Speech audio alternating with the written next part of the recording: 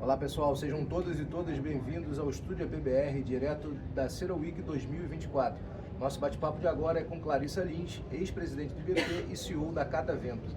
Clarissa, obrigado pela gentileza de abrir esse espaço na agenda e bater esse papo com a gente.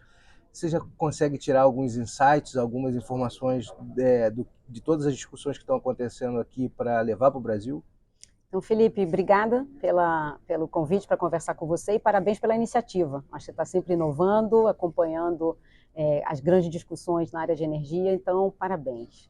Quando eu penso em termos de insights, né, primeiro é uma quantidade de informação colossal, então acho que tem que deixar decantar um pouco. É verdade. Mas eu acho que o primeiro grande insight tem a ver até com o lema da conferência nesse ano, que é o lado multifacetado do que estamos vivendo, em termos de transição energética, muito vinculada hoje à conversa de defesa e segurança nacional, mas também eu acho que um nível de transparência e de honestidade maior no que diz respeito a como a transição energética irá ocorrer em diferentes regiões do mundo.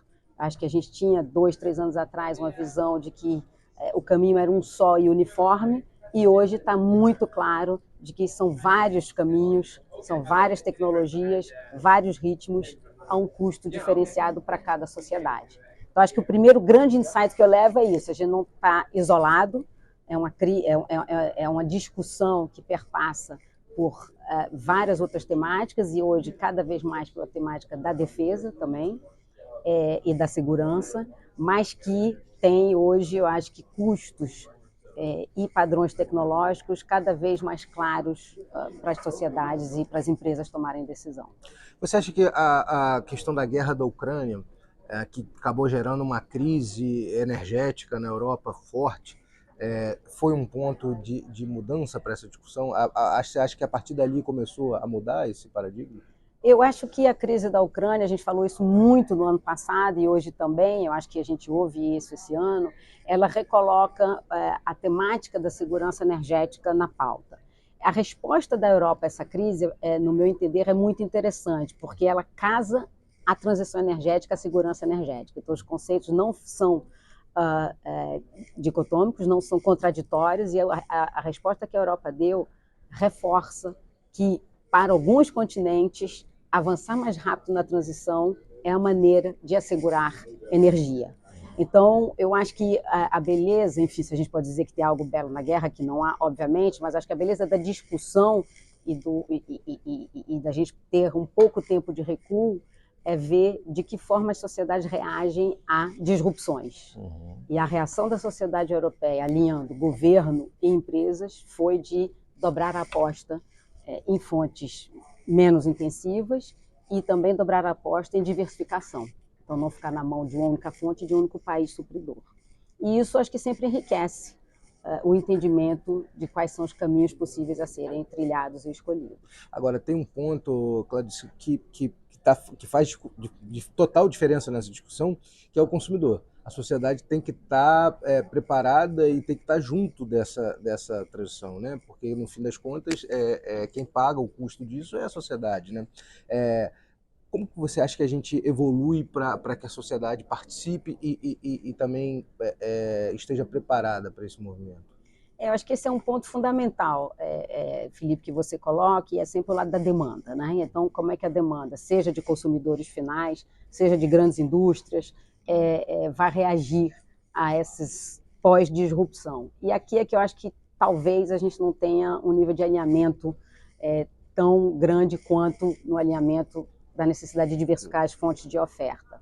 Acho que aqui, quando a conversa em torno de transição energética se deu, eu acho que teve pouca transparência com relação aos custos que isso significaria para todas as cadeias de valor, inclusive o consumidor final. Esse custo hoje está mais evidente. E o consumidor, a depender da sociedade onde ele está inserido, está reagindo de uma maneira diferenciada. Então, se olhar para a Europa, por exemplo, para os protestos, né, dos agricultores um mês atrás, é uma reação ao encarecimento do diesel para os seus tratores e caminhões, etc. E também há um aumento da exigência de padrões ambientais. E aí, quando o governo europeu vem com a nova legislação, enfim, arrefecendo um pouco as exigências, ele está claramente mostrando, dizendo que ele não conseguiu dialogar a contento com a sociedade não quer pagar o custo, ele retrai. Então, acho que tem um trabalho ainda a ser feito de governos com a sociedade para ampliar, para esclarecer mais. E aqui eu queria só ponderar, talvez, algo que foi a única coisa que eu senti falta aqui, pelo menos nas plenárias, é a gente cotejar o que é segurança energética à luz dos eventos climáticos extremos. Eu acho que não dá mais para a gente ignorar, numa análise custo-benefício, que sim, é fundamental ter acesso à energia, mas sim é fundamental deixar claro para a sociedade, para que ela possa decidir o custo. E aí eu não estou falando só do custo monetário, eu estou falando do custo de incorrer em eventos climáticos extremos, que no final do dia acaba recaindo mais sobre populações vulneráveis. Sim, sim. Então isso é que eu acho que a gente precisa trabalhar cada vez mais. As duas coisas vão ter que caminhar juntas, né? A gente vai ter que encontrar soluções para que as duas coisas caminhem junto e equilibrar esses dois pratinhos, né? Mas eu acho que hoje a gente não está conseguindo colocar no mesmo prato exatamente custos e benefícios. Então tem um benefício no sistema existente, mas tem um custo muito grande também para a sociedade. Ano passado foram 250 bilhões em termos de prejuízo causado por eventos climáticos extremos, dos quais acho que mais 70% não assegurados. Isso é custo para a sociedade. Sim, claro. Só que não está tão evidente, não está, eu acho que, devidamente conectado. A gente tem vivido isso no Brasil, né? A gente tem visto aí cidades sem luz durante longos períodos e outros tipos de problemas. E isso tende a aumentar nos próximos anos. Exatamente, né? Exatamente. E, falando então um pouco de Brasil, como é que você tem visto o momento da discussão energética no Brasil? A gente teve recentemente a aprovação na Câmara do projeto do combustível do futuro, agora o projeto vai para o Senado, e a gente está discutindo aí mandatos para a SAF, biometano. Como é que você tem visto essas discussões? Olha, eu acho que o setor energético no Brasil está vivendo um momento de grande ebulição e um momento onde, assim como nas economias desenvolvidas, fica claro o papel que políticas públicas podem ter, sobretudo em tecnologias nascentes. Então, acho isso muito positivo.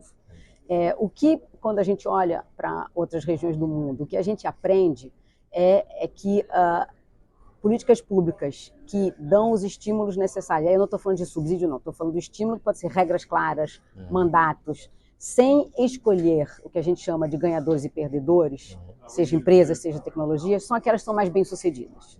Aquelas que estimulam o investimento em pesquisa e desenvolvimento, em educação, e que têm a capacidade de estimular quem tem potencial e tem vantagem competitiva para crescer.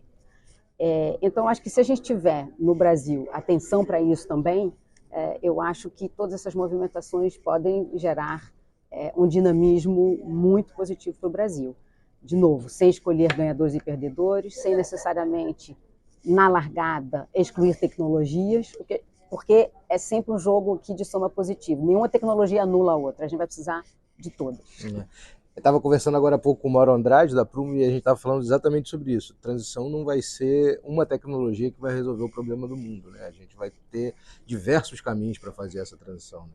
E isso é a solução também para a gente ter um sistema mais protegido de eventuais riscos. A gente precisa de várias empresas privadas e também, eventualmente, capital misto, né? Eventualmente não, com certeza também de capital misto, tendo excelentes resultados. A gente precisa de financiamento público e privado. Então, quanto mais claras estiverem as regras e o contexto no mercado no qual essas tecnologias e essas empresas podem investir, melhor para o Brasil. O que eu sinto falta, Felipe, é um pouco o case brasileiro num fórum global como esse. Acho que a gente ainda não consegue ocupar o espaço que a gente merece. Eu acho que a gente ainda não é devidamente entendido e a gente é percebido ainda como um país talvez arriscado para fazer negócio, o que nos leva a um custo de capital muito alto. Então a gente tem que conseguir uma inserção nos fóruns globais, no mesmo nível que outros países têm conseguido, para poder, acho que, fazer mais o caso brasileiro ser conhecido.